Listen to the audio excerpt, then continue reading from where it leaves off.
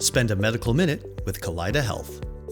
Stroke is a brain disease that starts with the blood vessel and the brain cells are injured. So it's either blockage of the blood vessel or there is an injury in the blood vessel causing a bleeding. 80% of stroke is preventable. If someone has all these risk factors, then they tend to get a stroke. So if we control the risk factor, stroke is prevented. Stroke comes with 6 major symptoms: balance loss, eye changes, face drooping, arm weakness, speech change, and the most important is time to call, and it has to be 911. So if someone recognizes those symptoms and follows BFAST, that's the best way to handle a stroke. Knowing the signs of a stroke, controlling the risk factor, and acting fast.